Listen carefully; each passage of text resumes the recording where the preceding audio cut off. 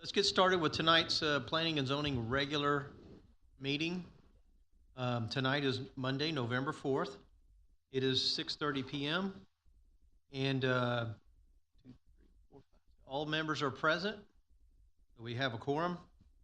The next item is the introduction and agenda of form and format of hearing. Is that Ms. Katja? Please take it away. Thank you, Chair. Good evening, everyone. For each item, we will have a call to order, followed by a staff report, and then an applicant presentation. The public comment window will then be opened to share support or opposition. Please state your name and address for the record and keep your comments brief within a 3-minute time frame. Afterwards, the commission and staff will discuss the item and the commission will take a vote. The vote will be to either recommend approval as presented, approval with conditions, denial of the request, or to table the item. Onto the order of the agenda. Tonight we have 2 consent items, approval of excused absences and approval of the minutes. And on to new business. We have 2 zone change requests and a request for a conditional use permit. Thank you, Chair. I'll turn it back to you. Thank you very much. That brings us to consent agenda. Is there anyone wishing to remove an item on the consent agenda? If not, there's no discussion. We'll go right into the vote. Do we need a motion and a second? Second. Commissioner Eccles, second. Ms. Jennifer, you got that? All right. All right, all those in favor, please signify by raising your right hand. Measure passes unanimous, 7-0. That moves us on to items removed from the consent agenda. There are none, so we'll move into new business. And the first item is consideration possible action of zone change application, and that is zone change number 24-16. Excuse me. This is a request by Louis Perret or Perret and Quynh Nguyen, applicant owner, for approval of a zone change for 4.9694 acres of land, general commercial district to single family real estate, the RE district, and the general location is north of Knapp Road, east of Main Street, Pearland, Texas. Do I hear a motion and a second for approval? So moved.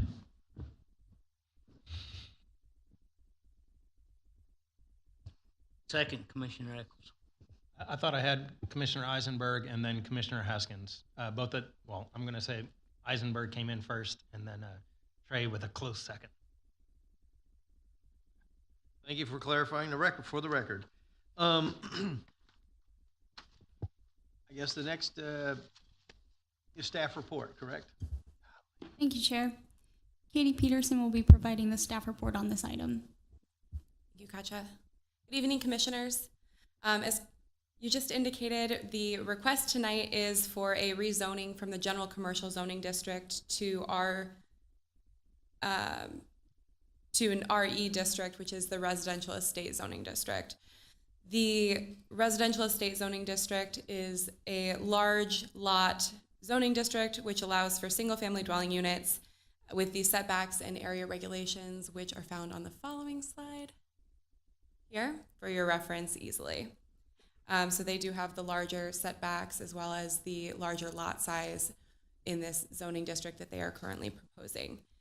The intent for this, and I went backwards, I'm so sorry, Katja, but the intent for this is to subdivide this just under 5-acre parcel into 3 single-family residential dwellings. Staff ensured that the public notice was sent out and posted as required, and has received back 8 in support and 1 in opposition at the time of the presentation tonight. Just for your quick reference, we did provide a map here showing where the public comment came from for those. So it's got the opposition in red. The site is highlighted in yellow, which is a little hard to see on your screen here tonight, but it is up north on the map there next to that red pin. And the areas that are marked in green, which we've zoomed in for you. Again, we understand it's a little hard to see. are the areas which have the public comment in favor of this rezoning application. The property is currently zoned general commercial with residential 1 to the east, or R1 to the east. It has general business kitty corner to it to the southeast there, and then surrounded to the west and south by the same general commercial zoning district that this parcel is currently zoned. The comprehensive plan's future land use map calls for this area to be warehouse and manufacturing place type, which is more closely resembling the M1 or M2 zoning districts as we currently have classified those zoning districts. The existing parcel is currently undeveloped. The property to the north is undeveloped with a single-family residential subdivision to the east, undeveloped on that kitty corner parcel, warehouses to the south, and then a contractor construction office to the due west of this site. Brief, real quick history of it, that it was annexed into the city in 1960 and it was platted in 1992. It is currently undeveloped.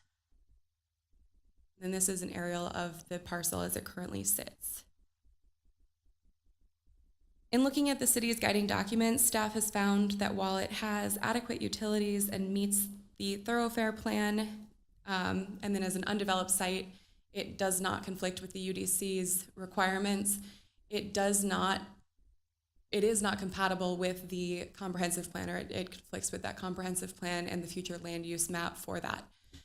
The area is proposed to be the more industrial warehouses and manufacturing place type, and this would be going in the opposite direction to a less intense use rather than the more intense use, which is slated for that area.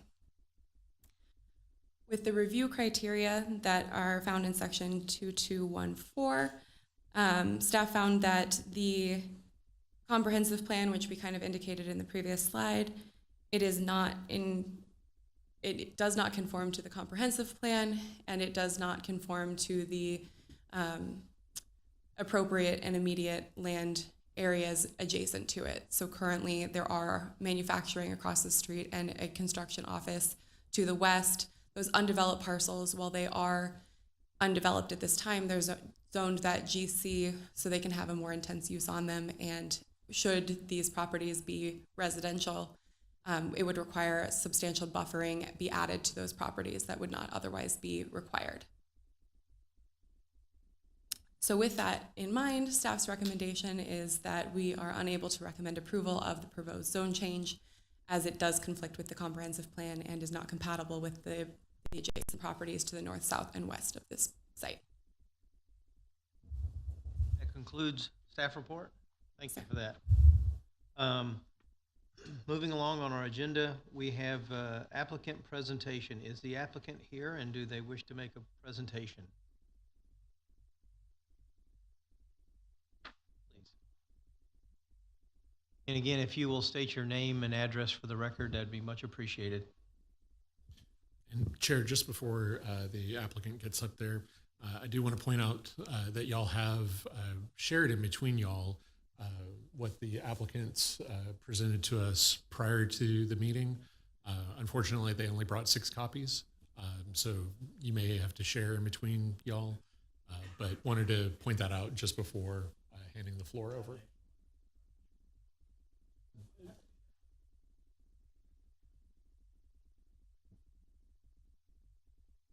Hi, everybody. My name's Quynh Perret. This is my husband, Luis. We recently purchased this lot, and I'm gonna give you my emotional side because I'm the wife, and then I'll let my husband go in on why this is a good change for Pearland. 2 years ago, I gave him a honey-do list with one thing: find me acreage in Pearland next to a highway, within 10 minutes from my parents, that's affordable, where we can build a forever home and raise our kids. Couldn't find it until now, but it's zoned commercial. So this land is around the corner from where we live. We grew up in this area. This is where we want to stay and raise our kids. This is where we want our forever home to be. So this is kind of why we kind of want to fight hard to get this rezoned. We've reached out to a lot of our neighbors, our friends that are in the same stage of life, and everybody is in support to rezoning this to a residential. There's a reason why we're dividing this into 3 plat. One, very obvious, 5 acres is not something we can handle to maintain. 2, we also would like to take the opportunity and go through this process to build 3 single-family homes so that other families that are like us can also find something that they've been wanting to, which is acreage lot in Pearland that's almost non-existent. So hopefully you guys take this into full consideration. I know that this is zoned to commercial, that's the intent. I've read in on that. Obviously, we are trying to make a change to something that's already decided. I hope you hear us out and really consider making a big decision that's gonna affect us, our family, tremendously.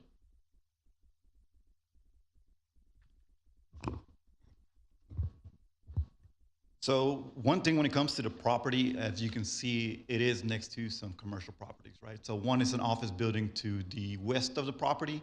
And north, there is some vacant warehouse buildings to the property. And in east, there's a whole residential neighborhood. I did some door knocking, spoke to some of the neighbors there, spoke to some of the business. To my knowledge, none of them oppose me.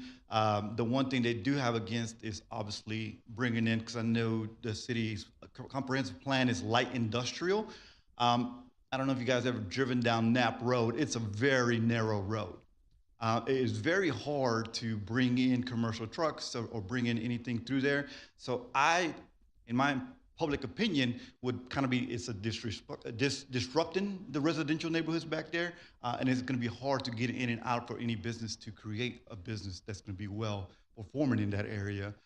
So that is just my opinion, and also, for an opinion from the neighbors speaking in that area, that neighbors, that property, obviously they don't want that to be their neighbors, right? They would prefer to have residential more quiet, it brings less traffic, so it's not as much, I guess, more traffic, more crime. There's a lot of stuff that goes on when you bring in more traffic. When it's residential, some of the benefits for the city is, one is, right now, it is undeveloped. The city is not maximizing any tax benefits. If we were to put some properties on that place, you're talking about 750 plus minimum appraisal properties. So the city would benefit from that, right? So right now it has no benefit on bringing in revenue from a non-developed property. So that would be one. 2 is obviously to slow down the traffic through the Knapp Road. We live right behind there as well, and would hate to see more traffic flow through there. And it's already hard just as a consumer, regular consumer, to get in and out of Knapp Road on a narrow road. So to build up more businesses on there, it would be really, really tough. And I don't know, I didn't see no plans on extending or widening Knapp Road in the future. So that would be kind of tough. So for us, I think this is obviously, yes, it's one of our dreams to build our primary residence there. So the goal was to be dividing these into 3 different tracts. It'll be 2 1-acre tracts that I would build a single family home on each one of those. And then our primary home would be on a little less than 3 acres. I think it's 2.97 acres for our primary home on that property. Yes, we have all the utilities. Everything is just, we want to hopefully get a approval from you guys, hopefully get it rezoned to a residential estate. And it's not, well, we're not gonna be building no cookie cutters. It would be custom homes. It would be something that brings a little bit more value to the city. So and we don't wanna build masses neither. So it's gonna be more value that we think to the city. I'll open up if you guys got any questions for us. Excuse me, Chair, do you mind if I ask a question real quick? Hi, I believe I heard Ms. Nguyen introduce herself with her name. I didn't hear your name when you I'm began sorry, to she said speak. my I name. just didn't want to interrupt. Yes, it's Louis Perret. Thank you, appreciate it. Do we get addresses too? For the No. applicant, I think it's okay. It's members of the public who have to give name and Right. address. Okay, I can provide that if you need. We've got it. Thank you, and we can't dialogue with you at this point, so during our question and answering, or question and concerns time, we'll ask if needed. Thank you. Perfect. So that concludes your presentation, the applicant's presentation. Then we'll move forward to persons wishing to speak for or against. And I do have one green card here from a Mr. Brad Crane. Please. It's repetitive, but if you'll please state your name and address for the record. Thank you. Hi, good evening. My name is Brad Crane. I'm the owner of Crane Group, officing at 3801 Knapp Road, Pearland, Texas, 77581. I've lived in Pearland, well, since 1978, and I adore my community. I feel badly coming up here in opposition for what appears to be a wonderful family. And I know that their intentions are extraordinary, and I know they'd build a beautiful home and stuff. I just don't think Knapp Road is the place for it. I bought my property on Knapp Road in 2012, moved into that facility in 2013. I've been in business in Pearland since 2004. In fact, we just celebrated our 20th year anniversary this past August. Having been on Knapp Road for some time now, I can tell you it's a pretty industrious road. I'm glad that that map is still up there so I can tell you a little bit about it. To speak to just the 4.9 acres, we'll round up to 5 acres. You know, it concerns me that with the downstream neighborhood having such large flood problems that we would make that residential. Residential detention requirements are far less than commercial, and just adding impervious area and stuff. I'm just suggesting that commercial detention requirements are significantly greater than residential requirements. To the comment about Knapp Road not widening, it's my understanding, and pardon me, I don't have this in front of me to speak for fact, but Knapp Road is on some timeline, some schedule to get revamped and widened at some point with sidewalks and things of the like. So the property just behind it, just north, is a large acreage property that's owned by Bell Bottom Footings, and it seems to me that property might be some big box tilt wall building at some time to come, making a neighborhood sandwiched between an old plywood manufacturing facility and others in and around, making a beautiful neighborhood like the applicants are proposing. Seem kind of odd. Directly to the west is my office, and I can tell you that we make some noise. We don't make a lot of noise, but we do at times. And I tell you, I would feel badly, particularly in this being I think it's RE development. The side lot requirement is only 10 feet. So if we're out until midnight working on a generator, slinging tools and other things and running motors and stuff so that generator can get on a job site the very next morning at 6 o'clock, I'm gonna feel badly if there's a baby sleeping next door. We sometimes work late on tractors, work early mornings on tractors and stuff, and so we're not a real loud tenant, if you will. I'm not a tenant, I own the property, but we're not a real loud occupant, but we do make noise from time to time, weekends included. Directly to the west of me is Diamond Bolt. They too have make some of their own noise. And they have, it's a bolt company, so they manufacture bolts, they cut bolts, they've got some machinery. Again, it's not real loud, but they do make some noise. Directly across the street to the south of this property is an old plywood manufacturing facility, and it's a large, I don't think they're in operation at the moment, but I can tell you a great number of 18-wheelers in and out of there delivering and stuff. That piece of property, although that building is awkward and it's been there for a long time, it is conducive for it to be industrious, a manufacturing facility, a distribution facility of sorts, and so that building concerns me just for the future, if it was to be a residence, just for the future homeowners there. Next to them is a small building that's owned by Manhattan Construction, and they bring in 18-wheelers and trucks and stuff from time to time, delivering and taking away things like road barriers and stuff, and they do that at odd times as well. Not all the time, but they do at odd times from time to time. And then just to the west of that Manhattan construction property is an old hydrovac place that they brought in. They were a nuisance to me, and I'm in general commercial. They brought in heavy trucks all the time, at all times of the night, all times of the day. It was just a nuisance. And then after they left comes Frontier Waste. So that building, with all of its acreage and stuff, is again just conducive for just heavy truck traffic. So that's why I'm in opposition for it. I hate that you guys bought this property for the chance that you can't do what you want to on it. I just don't think it's the right place for our residents. Thank you for listening and taking the time. Many thanks. Thank you for those comments. With that, is there anyone else wishing to speak for or against this item? Anyone else wishing to speak for or against? If not, we'll move forward and we'll go with the next item on our agenda is staff commission applicant discussion. Let's start to the left, Mr. Eccles, Commissioner Eccles.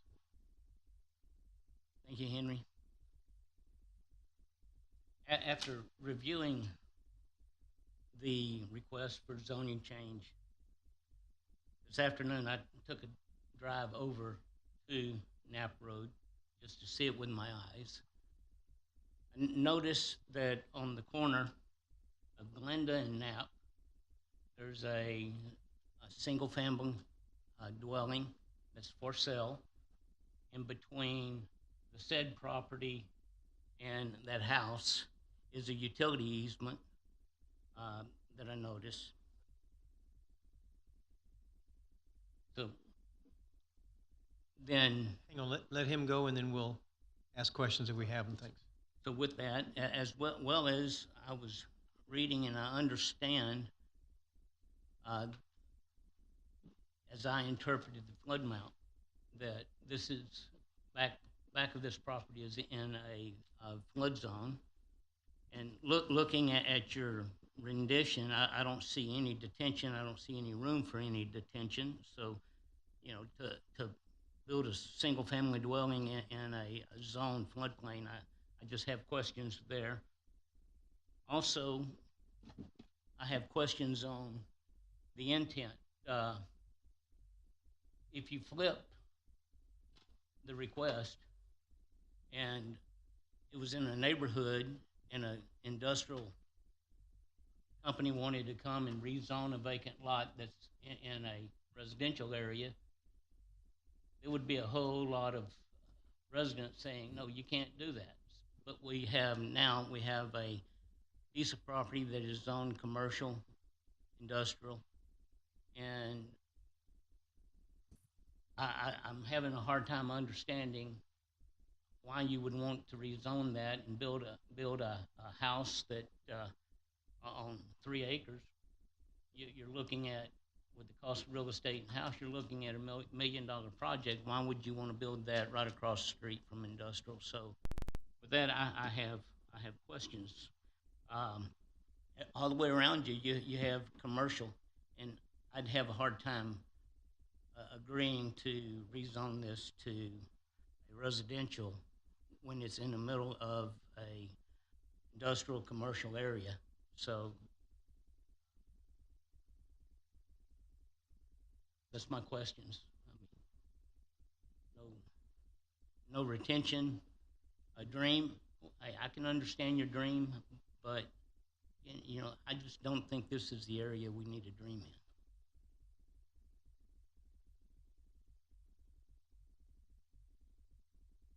Commissioner Ordino?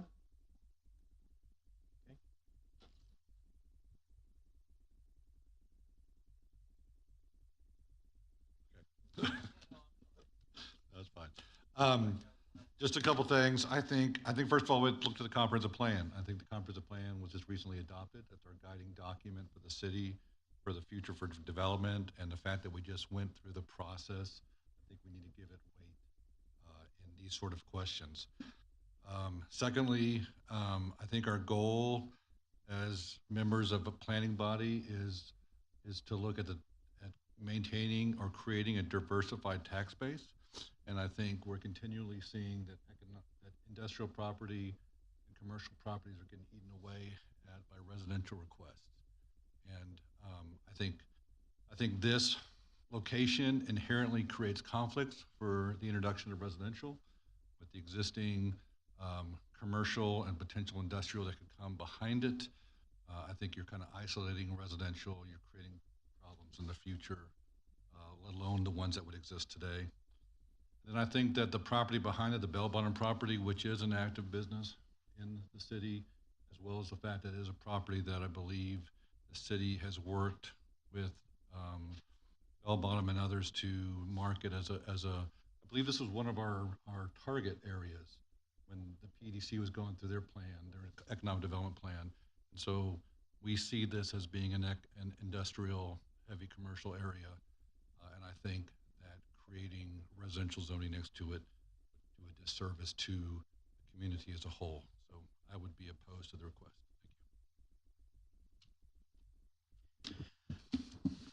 Basically, I'm gonna say ditto, but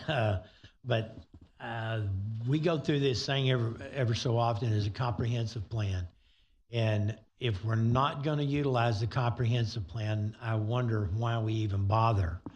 The land use on this is zoned for what that matches up with the comprehensive plan.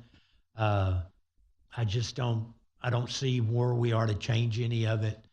I also think that it is a problem.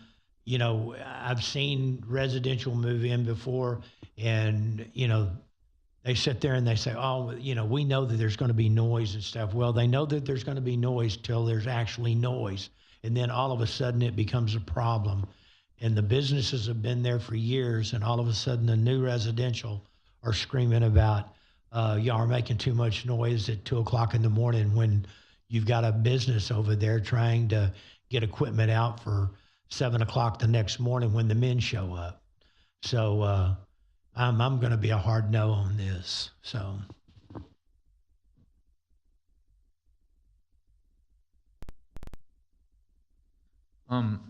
I tend to agree with the rest of the commissioners here. However, I would maybe just pose a question, just a general rhetorical question. The existing single-family residences, did our comprehensive plan, or do we have anything that would encourage some sort of barrier or buffer between manufacturing and warehouse, such that when that does develop as intended in the comprehensive plan, that we don't allow the inevitable or potential mass exodus of the existing single family that does now not like the noise at 2 a.m., so on and so forth? Is that part of the requirement for that a district there, if they were to develop? Yes. So the Unified Development Code will actually have the standards for development for any site that comes in, regardless of its zoning district. And the requirement for a commercial site coming in adjacent to a residential does require a buffer.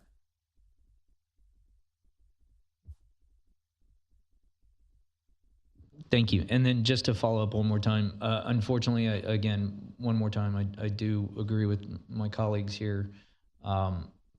Why do a plan if you're not going to uphold to it? And then two, unfortunately, I don't think that this would be the best economical spot to pursue this endeavor. I'm going to have to agree with everybody on the panel here. I would not want to remove commercial off of this road. It is more of an industrial park road to me. I don't see this as residential use, and I tend to agree with the city on this case that I also would not be okay with the change. Thank you. Lastly, I'll echo those same comments, but I guess I take it from a slightly different approach. I consider our task here on this board to be to look at land as the highest and best use. We're supposed to vote the dirt, and we're supposed to continue on,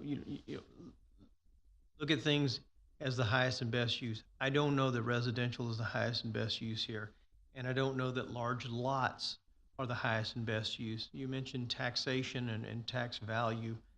3 homes, 1 at $1 million, 2 at $750,000. I'm throwing out numbers. That's what, $2.5 million. I think if you put a couple of businesses on there, you'd have a higher taxation than that. Um, but the main reason, besides the highest and best use, I think the main reason for me is, and it's been mentioned up here before, we've seen, I don't want to say time and again because it's not that often, but when residents establish themselves and they take ownership of their home, when something else wants to come in that's not compatible, they're lined up and they're complaining and they're, and I don't mean complaining, I'm not trying to say that in a negative way, but they're voicing their right, their opinion, and it gets pretty harsh here. And this goes even from a residence in a single family home, a normal neighborhood, when it's a townhome coming in next to them. You get the passion, and I felt your passion earlier. This is your dream. It's your dream home, and I'm sorry. I know the gentleman mentioned that you had already purchased it. I hope you haven't. I really wish this was in that transition period where you could still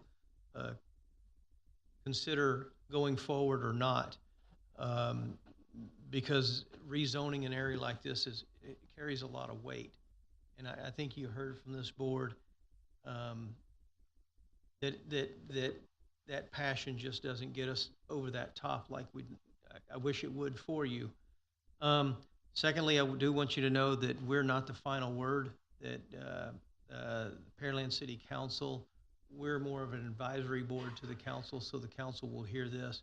I think with a vote, if it doesn't go in your favor, legal can correct me. Is this a supermajority vote then when it goes to council? Yes, sir.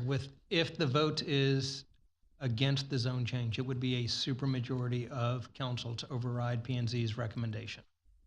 Okay. So with that, is there any further comments? All right, then we should vote then. All those in favor of this, of the zone change from general commercial to residential, and I believe it's RE, is that correct? Please signify by raising your right hand. Okay, all those opposed, please signify by raising your right hand. That the measure or the zone change number 24-16 is in denial of 07.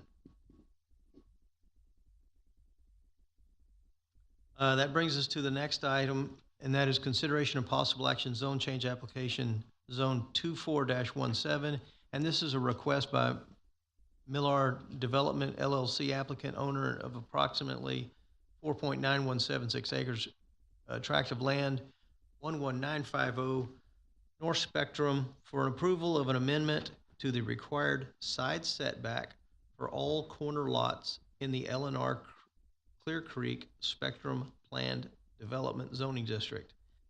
The general location is LNR Clear Creek Planned Development is generally located east and west of Kirby Drive, north of Frugier Road, south of Sam Houston Parkway, and within the following plats: Indris Hauser, GC Regional Center, amending plat number 1, Lower Kirby Logistics Park, Tool Flow Business Park, Urban Spectrum replat number 1, Amerilux MHI amending plat, and Project Heartbeat Campus Phase 2. PL2 Building Parking Extension and replat PL2 Building Parking Extension 2. That was a mouthful. How about a recommendation for approval? Mr. McDonald, so moved. Commissioner Henrik, second. All right, staff report, please. Thank you, Chair. Patrick Bauer will be providing the staff report for this item. Thank you, Katja. Good evening, Chair and members of the Commission. Specifically, this request, I'll kind of go over a summary of it, is the applicant's intent is to amend the existing PD to reduce the building setback for corner lots from the required 50 feet to 20 feet along all roadways not named within Section 2D6 of the PD. And the applicant is requesting this reduction to expand an existing building on the site. And just to kind of clarify, the roadways that are named within the PD include the Kirby Drive, both north and south, Spectrum Boulevard, and the Beltway. So those are roadways that if you have a corner lot along them, it would not apply to. It would apply to other ones such as Hooper Road. And so to date, staff has not received any comments in support or against the request. So this map kind of shows us a larger spectrum what the actual PD is, as well as the subject property. So you'll notice it's outlined in yellow, but that's the subject property, which is at 11950 Spectrum Boulevard at the southeast corner of Spectrum and Hooper. And then everything outlined in red is also within the LNR Clear Creek PD. And then kind of around it, we see mostly the Spectrum district from the S1, S2, S3, and S4 district, and then some light industrial M1 zoning to the northwest. In terms of the future land use map, the place type of the subject property, as well as most of the PD, is the professional services and industrial place type. And then there's some manufacturing and warehouse to the west, which includes a small portion of the PD. And so looking at the area, we're focusing a little more into the site that's making the request. And so this is at the southeast corner of Spectrum and Hooper. And surrounding the property, we see a manufacturing facility to the north. To the east is actually a medical device manufacturing facility. To the south is an existing machine shop. And then to the west across Hooper is an undeveloped lot. And so a little history on the property. The original PD was approved in 2004, and this included approximately 146 acres. It was then amended 5 times, bringing the overall PD currently to 198 acres approximately. And to note, the subject property, as you saw in the aerials, that didn't show a building, but that building was developed, or that subject property was developed with an office building in 2022. Which now you can see on this recent aerial imagery. This is the subject property is outlined in yellow, and the actual area that is outlined in blue is approximately the area that they're proposing to put that they're proposing to do an expansion if the PD is amended. And so Hooper Road would be on your right side of the screen, and the bottom is Spectrum Boulevard. And so first, we're kind of just going to go over what the requirements are for the current PD for corner lots. And so the PD kind of lays out for corner lots that, and it breaks out Kirby Drive versus other roadways, that along Kirby Drive, you're required to have a 50-foot or 55-foot building setback. And then along other perimeter streets, you're required to have a 50-foot building setback, which that's what would be applicable to Hooper Road. And then additional to that, the PD also requires a landscape easement setback. And essentially it would overlap with that building setback, so you wouldn't add on top of each other, the two of them. And so it's 30 feet along Kirby Drive, 20 feet along North and South Spectrum, and then 25 feet along all other streets. And that all other streets is what would be applicable to Hooper Road. And so here we get a look at the site actually, and laid out with the kind of the dashed lines is the different setbacks that we're looking at and kind of comparing them and analyzing them. And so looking at what the actual proposed amendment is, they're requesting to reduce the corner lot building setback from 50 feet to 20 feet for roadways not named in the PD. So that would be along Hooper, but not along Spectrum Boulevard. And so the blue again outlines where that proposed expansion is, which is, you can imagine, it's like the northwest corner of the building. The orange dashed line represents where that 50-foot setback currently sits. So currently the existing building is not even built to the 50-foot setback. It's more built almost like 100 feet away from the property line. But they are requesting that they be able to go down to the red, which is the 20-foot setback from the property line.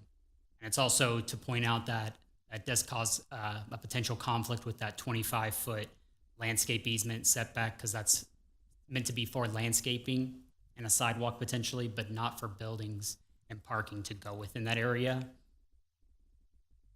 And so in addition to the actual requested reduction, the applicant has also added language that they be allowed for the building to encroach 5 feet into the required 25-foot landscape easement / setback with the condition that the building encroachment shall not reduce any required landscaping. Thus, if that 5 extra feet caused a tree to be moved, or if a tree was going to be placed in there, it would have to find a spot in front of that, you could say the 20 feet in between the property line and the building, where landscaping still has to be met. It doesn't negate them from having to provide that landscaping still. And so looking at the comprehensive plan, the proposed amendment is compatible with the professional services and industrial place type. Additionally, in terms of the thoroughfare plan, the site is mentioned as frontage on Spectrum Boulevard, which is a secondary thoroughfare with sufficient width, and Hooper Road, which is a minor collector with sufficient width. And the subject property does have access to water and sewer. And so looking at the approval criteria for a plan development or plan development amendment, staff found that the request met all 7 of the criteria. In addition to the criteria, it should be noted that the Spectrum District actually does allow for properties along roadways that aren't named in the UDC, which it only lays out Kirby and Spectrum. That if you're not one of those roadways, you can actually go down to a 20-foot setback. So the properties to the west and to the south actually already are allowed to do a 20-foot 20-foot setback from the front property line on Hooper Road. And additionally, the PD amendment also strives to mitigate any conflicts between the requested setback and the landscape easement, with that condition that requires landscaping that it not be reduced by the encroachment of the building. So therefore, staff recommends approval of the proposed PD amendment. And that concludes staff's report. Thank you, sir. Great report. That moves us into the applicant presentation. Is the applicant here, and do they wish to make a presentation?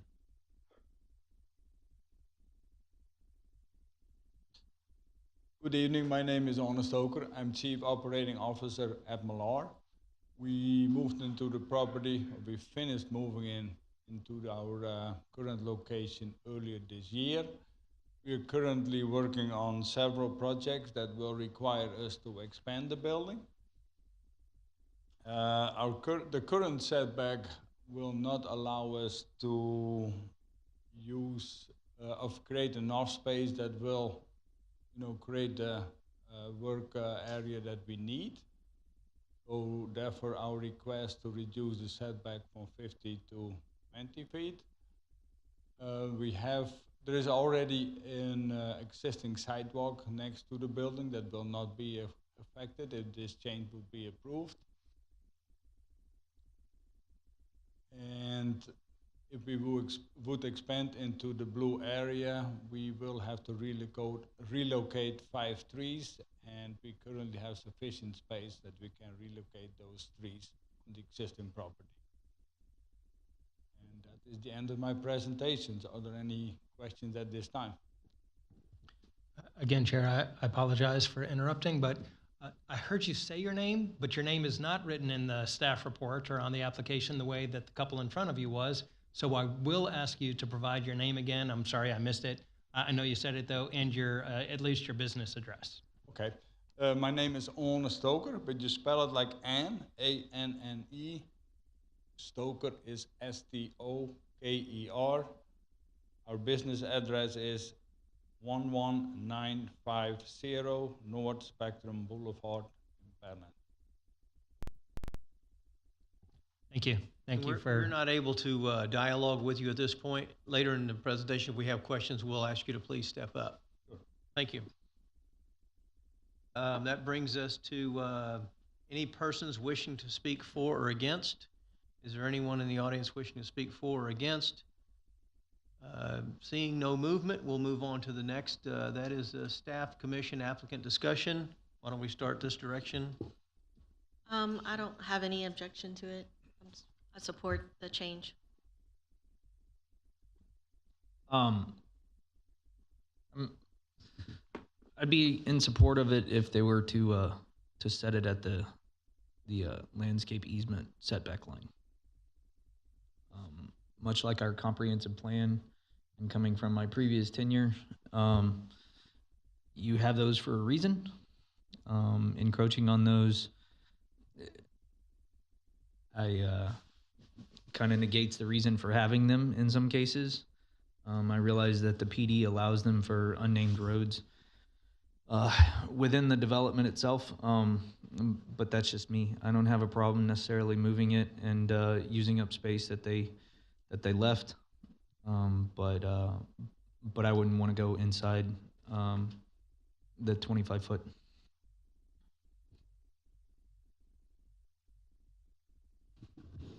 I have no problem with it. I'd be for it. Patrick, just so I understand properly, this only applies to corner lots that are adjacent to streets not named in the PD? Yes, so this PD is a little interesting. It lays out front setbacks, then it lays out side, then rear, and then actual corner lots. Typically, corner lots would just fall under the front yard because it's a front property line. And specifically in the corner lot section, it says corner lots are to provide this specific building setback, and it says 55 for Kirby, which is what the front yard setback already requires. And then it said 50 feet for all other, all other, this thing says like perimeter, or like roadways essentially, which also kind of goes back to the front yard setback because it says 50 feet for Spectrum, and I believe 50 feet for other lots. So I'm not sure why they broke it out in between corner lots because it sounds like it just goes back to the front yard, but it specifically states for non-named roadways in certain sections. So we wanted to focus on that so that Spectrum already has a lot of development on it, and we wanted to make sure it stays consistent with other development to keep it like consistent. And this is also within the Spectrum districts. If you were to kind of have a comparison to some zoning within the area, Spectrum requires a 55-foot on Kirby for the front building setback, and it requires a 50 along Spectrum. So I'm not sure if that was Spectrum's trying to be consistent with LNR, but that's a zoning within the area that is kind of a comparison to it. And staff is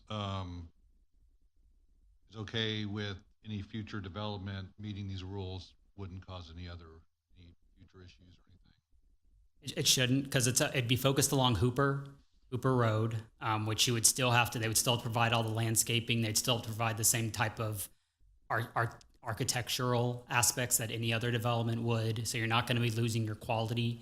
It's more just that probably these developments most of them have parking in the front yard, and then the building set back further. So it may change where they put their parking or their building in the end. That's up to them in the end. But your product that you're getting is not going to change because they're not asking for changes in like the material actually that they're asking for. All right, thank you. I think the great thing about a planned development is that it's a zoning district crafted to meet the needs of both the city and the development that's to come. Obviously, the LNR PD has been a successful PD for the city, has brought in a lot of investment and jobs in our community, and I will be in support of this request. I'm in support of this request as well. I love the idea that it's going to they're anticipating 100 more jobs, so I think that's great. Commissioner Eccles, the only question, concern I may have, if we go into the landscaping easement, the 20 feet with the landscaping requirements, will that cause any traffic conditions for a blind intersection? And if not?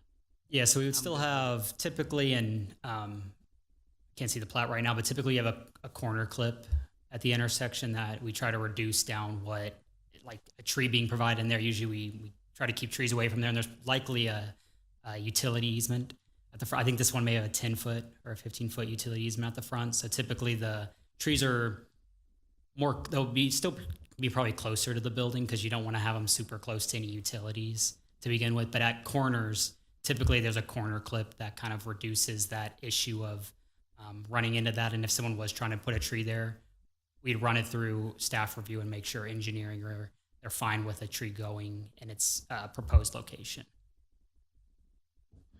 Thank you. With that, I have no objection. Thank you.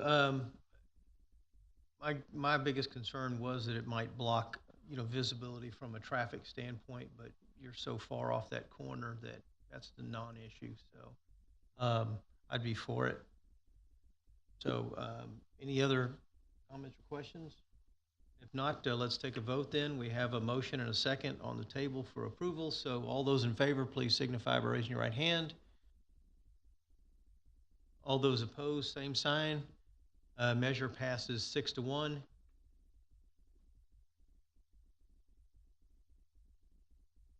And that brings us to the third and final. Excuse me, Chair. I was looking back at the P&Z rules, and anytime you have a no vote, the person who voted no has the opportunity to state the reason for no.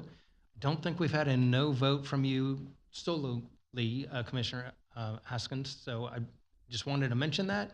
I'm going to assume it's because it wasn't the 25-foot, but I don't want to make assumptions for the record. For the record, that's correct. Yeah. Thank you, Lawrence.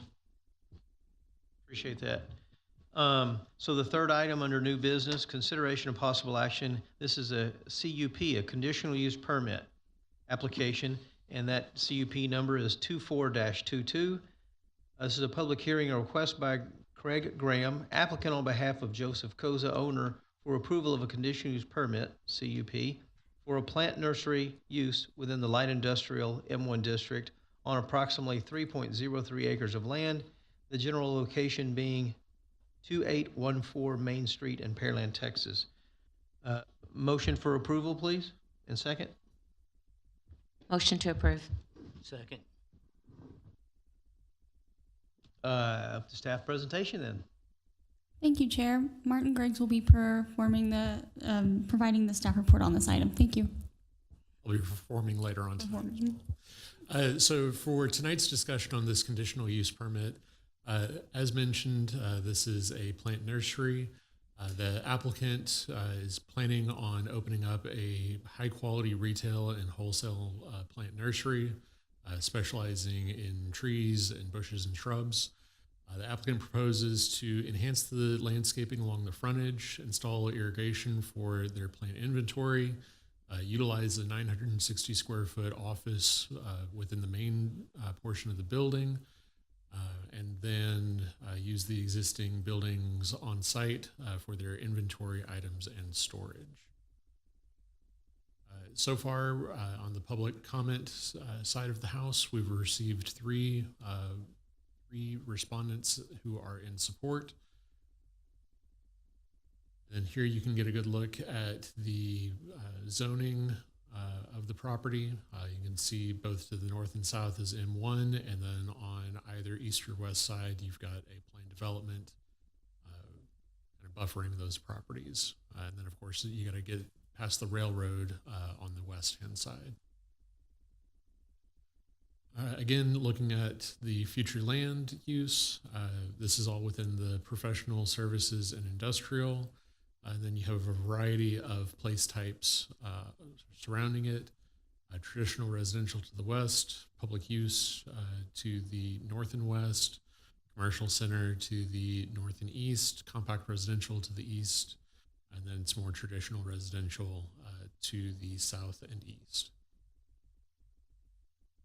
Taking a little bit of a dive in, you've got restaurants to the north, single-family residences and the Baker's Landing townhomes to the east, the Koza embroidery shop to the south, and then the detention pond and single-family residences to the west. Quick rundown on history of the property. It was annexed into the city in 1959, and one of the very first annexations. It was developed with existing buildings in 1978. The Zoning Board of Adjustments approved a variance in 2018. This dealt with corridor overlay district requirements for change of use. And then the Zoning Board of Adjustment approved a special exception in 2019 to allow for a new structure to be built on the property with existing nonconformities. As such, the property stands not platted.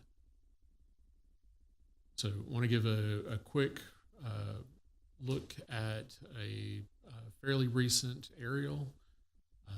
Here you can see the main building, and then you've got those two storage structures that are running kind of parallel to the railroad there, and then a lot of available parking areas. So with that in mind, here is the proposed site plan for the property.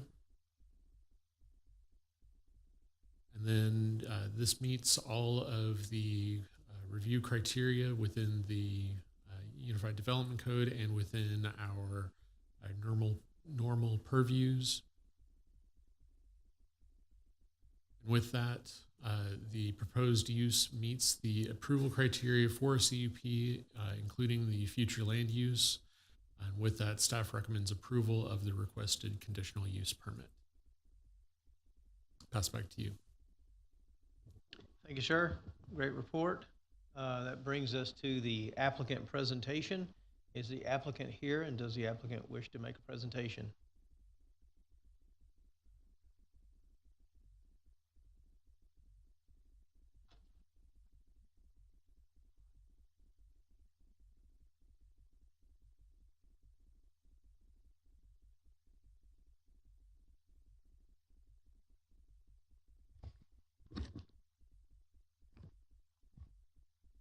Good evening, Chair and Commission and staff. My name is Joseph Koza.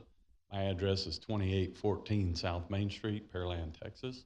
I'm the owner of the property, and we are here tonight in looking to get a CUP for the property so that Mr. Graham and his company, Old Town Nursery, can occupy and operate within the property there at 2814.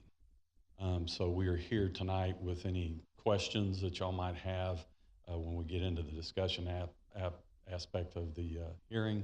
But just want to let you know that both Craig, the owner, and myself, the landowner, are here for any questions that might be available. And staff did a fine job of presenting this tonight, so thank you very much.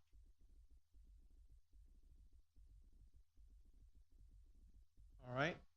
That moves us to staff and commission applicant discussions. Oh, no, I'm sorry. Persons wishing to speak for or against. Is there anyone in the audience wishing to speak for or against? Seeing no movement, we'll go with staff, commission, applicant discussion. Commissioner Eccles? Thank you, Martin, for your wonderful job of giving us your report. And based on your report, I concur and I can recommend approval. I don't have any problem with it. I'm for it.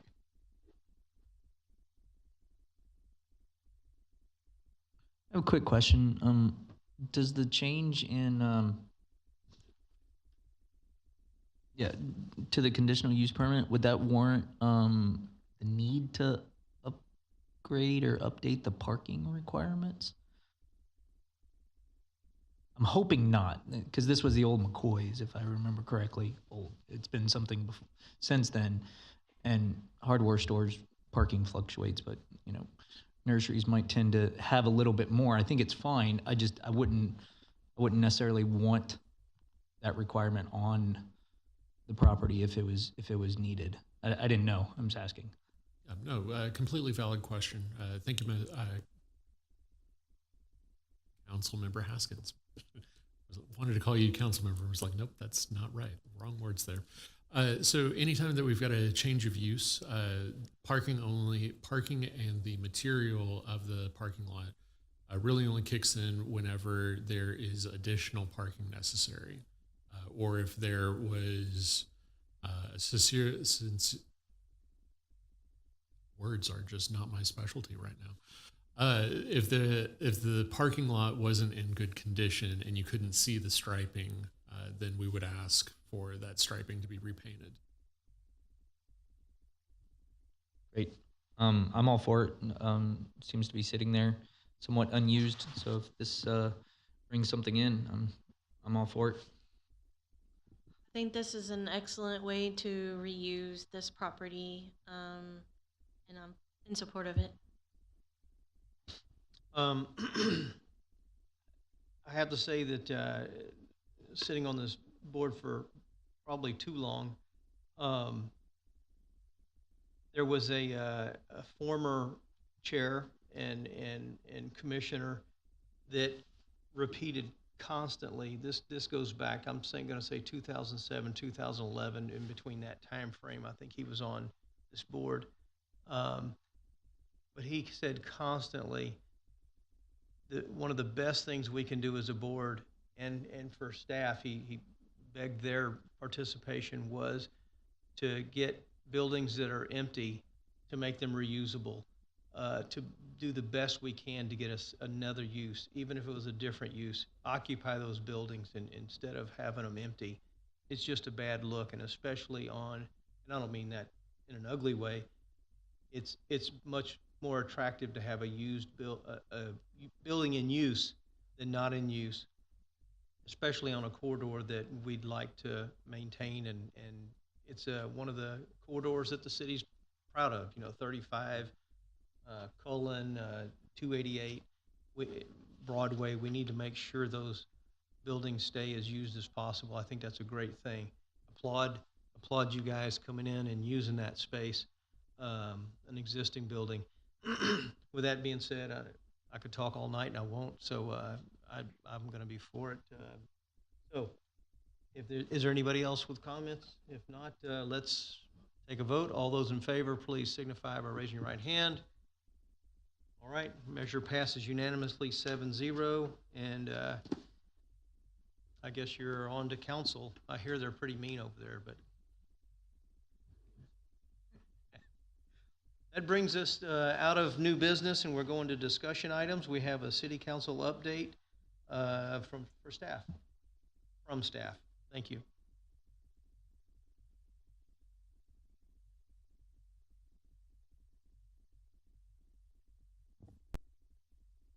Gotcha. Sorry, I promise I am great at this today. So on the only item that was on council's agenda last Monday was the final reading of the amendments to the tree mitigation. So that has taken effect. As I recapped the last meeting, the council took a pivot to inch for inch mitigation.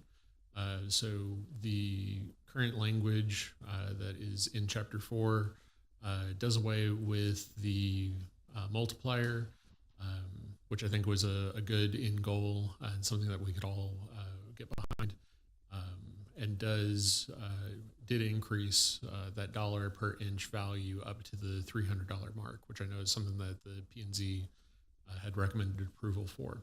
So with that, it did pass. It is live. What did I say? Yep, live. Yeah, live. It's live on the website. So with that, I'll pass back to you, Chair. Thank you. Commissioner's activity report. Is there anyone wishing to say anything? This is probably an inappropriate time to bring this up, but I'm going to bring it up anyway. It's not anything to do with tree mitigation or anything, but I think our UDC needs to really look at where we're placing these trees so close to the utility easement. Right now, we all went through Beryl. We were without power throughout the city for several days. That wasn't any fault of our city, but it was fault of CenterPoint Energy for getting low fruit. They went out there and cut the budget on their tree trimming, and that's the reason that we had so many outages and stuff. Well, because they got caught with their hand in the cookie jar, so to speak, they've been out chopping up trees and stuff. And if you'll just drive down Broadway, you see these huge oak trees. It's just got these big V's cut in the middle of it with the utility lines running through there. The utility easements, they can't be within 10 feet of an energized line. That's why you don't have the problems when they do what they're supposed to do. It's to help keep from knocking out the power and burning stuff down. And just so you know, I know a little bit about this. I spent 47 years in it. So I did this. So, uh, but it's something that I've thought of a lot of times. That when I see we sit there and we tell these companies they've got to plant these trees, they've got to do this, they got to do that, and they go out there, and as long as they're 20 and 30-foot trees, they're really beautiful trees. But when they get to 40 feet, they're interfering with the line. Then they become ugly trees, because when they cut that V out of it, it's the ugliest thing you've ever seen. And you don't have to take my word for it. Just drive up and down the roads and look what they've done to all these trees. Now, granted, I want them to do it because I don't want my power out. But that is something that we need to really think about when we're sitting there telling a company, you've got to plant this, this, and this. We need to give them some guidelines and make them understand that they've got to be so far off that utility easement. Even a 40-foot, a live oak, you grow up, it's 40 foot tall, it's probably got 35 foot of brush on it. And when they come in there, they're going to cut straight up. It's nothing pretty. It's not like they're going in there and trimming it and making it look uniform. They're going in there and they're cutting what they've got right there, and that's it. So it's just something to think about, if y'all wouldn't mind.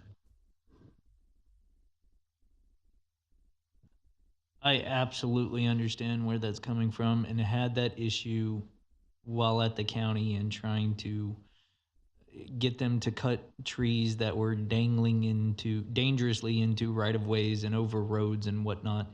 Is there any way that we can make that part of their utility permit such that they can maintain those to a point that is safer?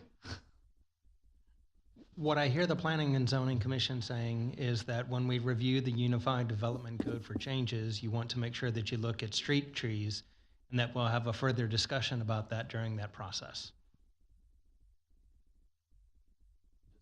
Thank you, Lawrence. One thing I'd like to mention in the Commissioner's Activity Report is that Council last Monday, had a CIP presentation. Is that the right word? CIP, right? It was prior to their meeting. It was a special meeting. Fortunately, I was able to miss work and come to it. There were two other commissioners there, and we learned about remember the parks project being half of the discussion, and I think facilities was the other half of the discussion, if I'm not mistaken. But it was good to get in on the beginning stages, and it was mentioned by the mayor and I think someone else, perhaps staff, to open up the presentation. I think it was, if not the city manager. Was it? Okay.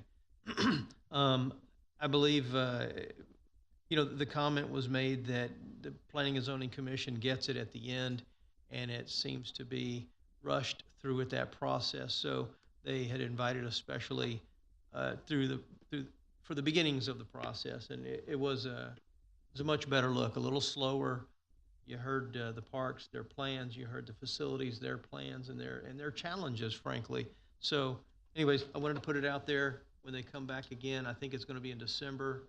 They were going to come back again. Was that correct? Or maybe January, in front of the council for some different items, not parks and facilities, but it would be maybe sewer and water. But when they come back, if you have the opportunity, it was definitely worth the time. You thought so? Anyone else for Commissioner's Activity Report? If not, we have one more item, and that is improvements to staff reports. So I wanted to do something that we've never done before, which is always great, and I can already see Lawrence giving me a look. So we've never had a dialogue about things that are in the staff report that you may enjoy, may not enjoy as much, or things that can generally be improved upon.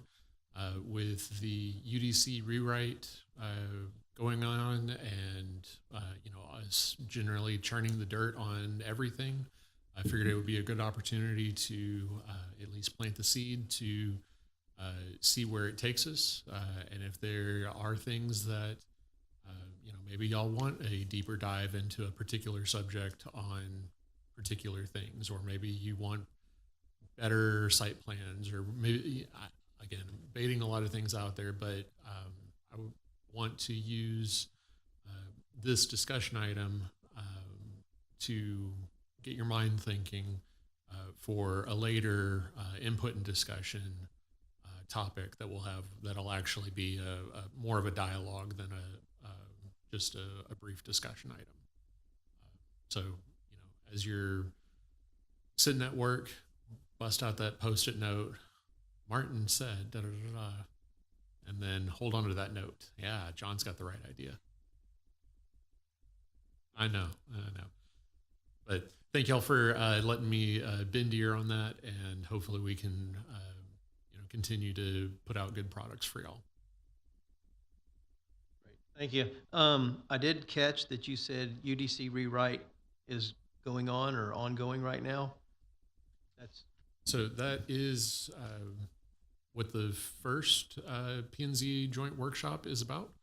The November 11th meeting is to introduce the consultants that we've chosen and kind of have everyone in the same room to make sure that we've all got good understanding of what the process is going to look like, who all of the players are going to be, and hopefully have a good understanding of where the boundaries are going to be on that project, because as we were hearing just a little bit ago, the UDC can be blamed for a number of things, and hopefully we can understand that our budget is only so much, and the UDC rewrite can be a daunting task, but we all want to get the best out of what we can provide into.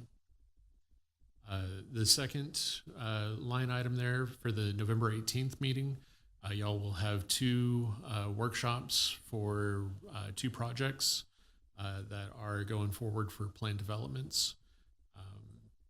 And then your third item on there, I'll just continue talking, is the next regularly scheduled planning and zoning meeting on November 18th.